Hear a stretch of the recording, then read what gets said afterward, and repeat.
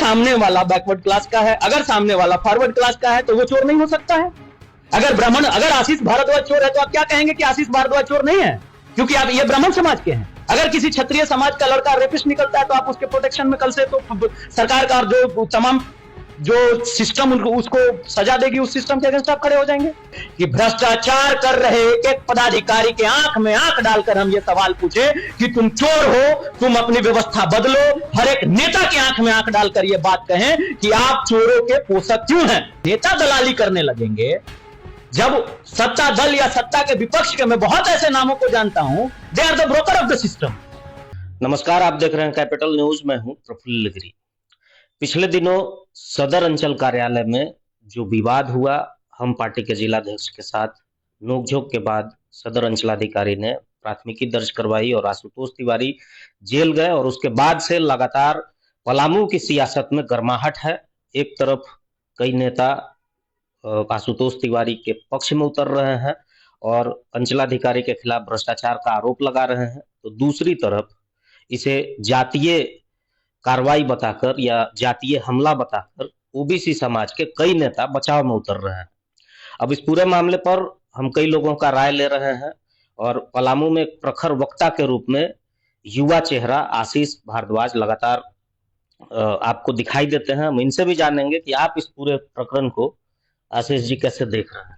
भैया, आपके चैनल को देखने वाले सभी दर्शकों को मेरा प्रणाम है। देखिए, आपने दो शब्द इसमें बोला, एक भ्रष्ट पदाधिकारी और दूसरा जातीय रंग। मैं दोनों पर बड़ा खुल के बात करना चाहता हूं। प्रफुल्ल जी, जब आप ये मेरा फोन अपने हाथ में लेंगे और 24 घंटा इसको रखेंगे तो मुझे लगता है कि 10 से 12 फोन कॉल्स ऐसे आते हैं जो रक्त के लिए आते हैं। उस रक्त के लिए जो फोन कॉल्स आते हैं उसमें मैंने कभी ये नहीं पूछा कि आप किस जात के हैं, किस समाज के हैं, किस संप्रदाय के हैं। बहुत मुस्लिम समाज के लोगों के फोन आते हैं, बहुत दलित समाज के लोगों के, बहुत आदिवासी समाज के, बहुत फॉरवर्ड, बहुत बैकवर्ड। ये कभी हम लोगों ने सोचा ही नहीं है। जो भी व्यक्ति समाज को इन सब कैटेगरीज में बांटने का प्रयास कर रहा है वो समाज का सबसे बड़ा विरोधी है और मैं इसका पोषक बिल्कुल नहीं हूं। विनय चौबे जी ने भ्रष्टाचार किया, आज भ्रष्टाचार के आरोप में वो जेल में है। क्या मैं ब्राह्मण होने के नाते उनके पक्ष में सरकार का पुतला दहन करूंगा? क्या सरकार का काम क्या है? सरकार का काम है करप्शन पर लगाम लगाना।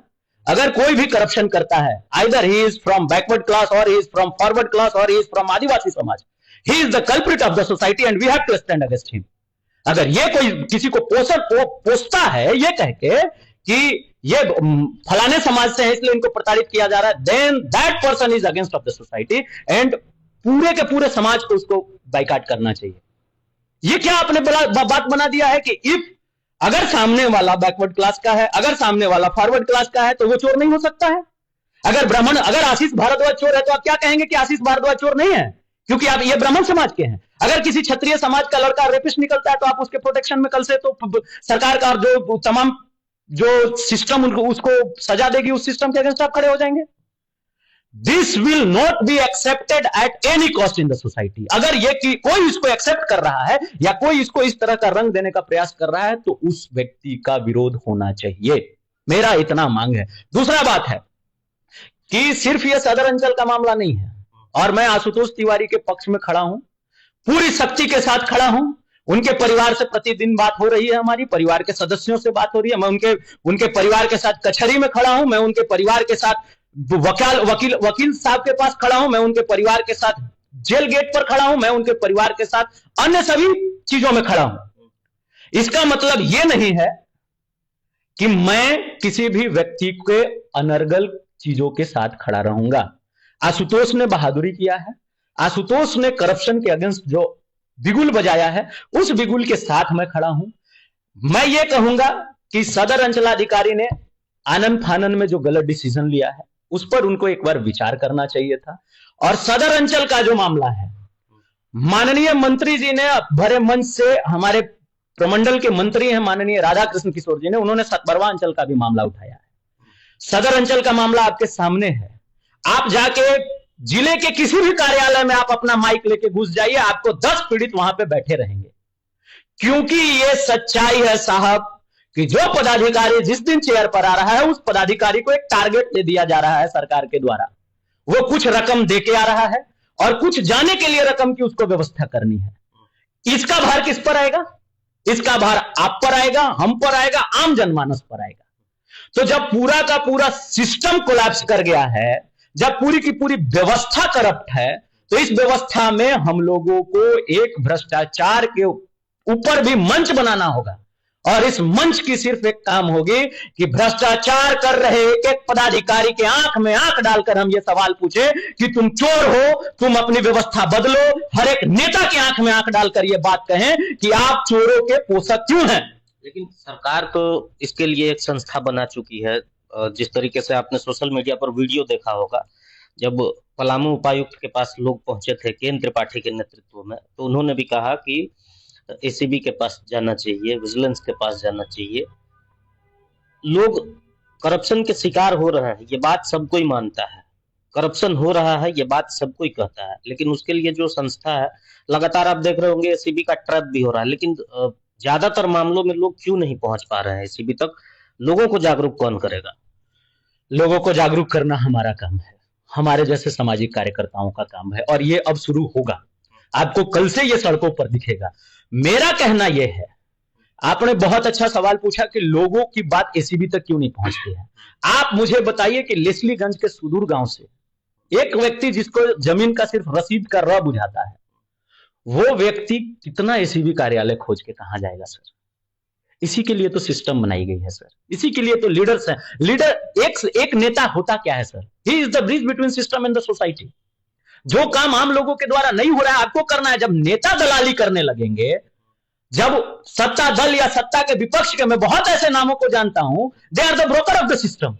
तो जिस तरीके से आपने सरकार को अभी कटघरे में खड़ा किया कि अफसर आ रहे हैं, वसूली के लिए आ रहा है, अफसर को आपने कटघरे में खड़ा किया, तो नेता भी तो कटघरे में है, वो अपना काम नहीं कर पा रहे। बिल्कुल, मैं तो आपके माइक पे खुल के कह रहा हूं कि अगर आप नेता कहते हैं तो एज ए लीडर शायद हम फेल हैं।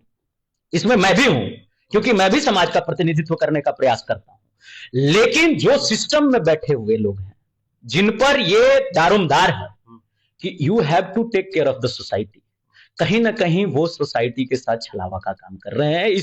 इसको बोलने में कोई गुरेज नहीं है। कहीं ना कहीं ये एज ए ब्रोकर काम कर रहे हैं। इस पर भी लगाम लगाने की आवश्यकता है। साथ ही साथ जिले में बैठे आपके चैनल के माध्यम से मैं हम उस सभी पदाधिकारियों को सचेत करना चाहता हूं। जिला का कोई भी अंचल हो, चाहे वो सदर अंचल हो, चैनपुर अंचल हो, लेस्लीगंज हो, पाटन हो, कोई भी अंचल हो, अंचल कार्यालय, माननीय मुख्यमंत्री जी ने भी अपने मंच से इस बात को स्वीकारा है कि अंचल कार्यालय भ्रष्टाचार का अड्डा बन चुका है। जब राज्य के प्रधान व्यक्ति को यह पता है कि अंचल कार्यालय में इस तरह की चीजें हो रही हैं, तो उस पर लगाम लगाने का काम भी, क्योंकि सारे सिस्टम और सारी लगाम राज्य की उन्हीं के हाथ में है। अगर वो 1 मिनट में इस व्यवस्था को ठीक कर सकते हैं, क्योंकि उनके पास वो सिस्टम है, वो व्यवस्थाएं हैं। मैं आग्रह करूंगा माननीय मुख्यमंत्री जी से कि अगर आपको ये पता है कि ये सब चीजें चल रही है ब्लॉक में और अंचल कार्यालय में, तो इन सब चीजों पर त्वरित लगाम लगाएं, एक अच्छा सिस्टम जनरेट करें और पदाधिकारियों पर ये जो जमा करके बदली लेने का जो व्यवस्था बना रखा है, इस व्यवस्था को ठीक करें, ताकि वो भार आम जनमानस पर आ जाता है सर। और पलामू क्रांतिकारियों की धरती है। पलामू से भाई आशुतोष ने बिगुल फूका है, और मैं आपको बता दूं कि यहाँ पे एक एक युवा क्रांतिकारी है सर। एक एक युवा आंख में आंख डाल के बात करने की क्षमता रखता है, किसी से डरता वरता नहीं है ये जिला। हमारे मिट्टी में जो है ना, हमारी मिट्टी में ये व्यवस्था है कि हम निडर होते हैं और हम व्यवस्था के अगेंस्ट लड़ने में 1 सेकंड का भी गुरेज नहीं करते हैं। जो भी पदाधिकारी इस तरह की चीजों में संलिप्त हैं जिला के, हम लोग उन सभी पदाधिकारियों के अगेंस्ट काम करेंगे। जहां तक आपने उपायुक्त महोदया का बात कहा है, मुझे कहीं ना कहीं उपायुक्त महोदया का यह बयान अच्छा नहीं लगा कि आप एसीबी के पास जाइए। आप भी एक सिस्टम के, व्यवस्था के सबसे, जिले के सबसे अभिन्न शीर्ष नेतृत्व है उस सिस्टम का, जिले का। आप एक बात कह दीजिए कि आम व्यक्ति के लिए माई बाप हैं, जहां जाकर फरियादी जिला का अंतिम फरियाद करता है। अगर उस व्यवस्था में आपने उसको कम से कम आश्वासन तो देना चाहिए था कि मैं इस पर देखती हूं, मैं इस पर कुछ करती हूं। अगर आप ऐसा कह के अपना पल्ला झाड़ रहे हैं कि आप एसीबी के पास जाइए, आप फलाने जगह जाइए, ढेमके जगह जाइए, तो ये मुझे लगता है कि कहीं ना कहीं you are also part of that very infrastructure. अच्छा, ये जो अभी पूरा माहौल क्रिएट हुआ है, हम लोग अपने अतीत में जाएंगे। जब हमारा देश गुलाम था, तो बांटो और राज करो की नीति अपनाई गई थी। ऐसा नहीं लग रहा है कि इस पूरे जो परिदृश्य बन रहा है कि कोई ना कोई एक ऐसा ताकत है, कोई ना कोई एक ऐसा संस्था है जो लोगों को बांटने का काम कर रहा है, और हम बंट भी रहे हैं। एक तरफ पूरा का पूरा ओबीसी समुदाय आ रहा है, तो दूसरे तरफ परशुराम सेना के नाम पर कहा जा रहा है कि ब्राह्मण समुदाय के लोग हैं। तो आज भी तो वही खेल खेला जा रहा है जो पिछले दशकों में 1947 के पहले खेला गया था और हम पर नियंत्रण रखा गया था। तो इस वक्त ऐसी कौन सी ताकत है, आपको क्या लगता है, जो ये खेल रचने में और इसे पूरा होता देखकर वो कामयाब हो रहा है? देखिए, मैंने पहले ही ये बात कहा है कि हम सनातनी व्यक्तित्व के लोग हैं। हम सर्वे भवन्तु सुखिनः सर्वे सन्तु निरामया सुबह सुबह पढ़ के दिन की शुरुआत करते हैं सर। हमारे विचारधारा में ओबीसी, दलित, आदिवासी ये नहीं आते हैं। हम सामाजिक कार्य करते हैं। हम 24 घंटा किसका मदद कर दिए 24 घंटों में, ये हम बैठ के रात में नहीं सोचते हैं कि किस समुदाय का था, किस समाज का। क्यों नहीं आप लोग इसको बांटने का कोशिश कर रहे हैं? जब ओबीसी समुदाय के लोग, अलग अलग जाति से आने वाले लोग विरोध कर रहे हैं, उनसे बातचीत करने की क्यों नहीं कोई कोशिश की जा रही है? देखिए, बातचीत आप कैसे करेंगे? आप जिन समाज के लोगों की बात कर रहे हैं, परशुराम सेना का मैं भी 6 वर्षों तक संरक्षक रहा हूं। जब राजस्थान में राजपूत समाज के व्यक्ति को गोली मारी जाती है, तब भी परशुराम सेना उसमें खड़ा होता है। जब कहीं भी अन्याय होता है किसी बेटी बहन के साथ, हम लोगों ने ऐसे 100 कैंडल मार्च और 100 हम लोगों ने पुतला दहन किया है। मैं आपको उसका, अगर आप बोलेंगे तो मैं आपको स्क्रीनशॉट भेज दूंगा, आप अपने चैनल पे चलाना। बात ये नहीं है, बात है कि सामाजिक संगठनों की संरचना इसलिए की जाती है कि समाज के अंदर जो कुरीतियां हैं उसको ठीक की जाए। समाज के अंदर जो कमजोर वर्ग और कमजोर तबके के लोग हैं उनको मदद करके उठाया जाए, चाहे वो ब्राह्मण समाज का हो, चाहे वो अन्य समाज के लोग हो, चाहे वो क्षत्रिय समाज के हो। कि जिस बेटी बहन का विवाह नहीं हो रहा है, सामाजिक संगठनों का यह काम होना चाहिए कि जिस बेटी बहन का विवाह नहीं हो रहा है हम उसके साथ खड़े हो जाए। अगर समाज में कहीं भी कुरीति हो रही है तो आपके पास 10 लोगों की शक्ति है, उसके लिए खड़े हो जाए। जब सामाजिक संगठन किसी व्यक्ति और व्यवस्था को बचाने के लिए काम करने लगे, तब कहीं ना कहीं एज ए संगठन आप फेल हैं। तब कहीं ना कहीं एज ए व्यक्ति आप फेल हैं। इस पर सबको एक बार आत्ममंथन की आवश्यकता है।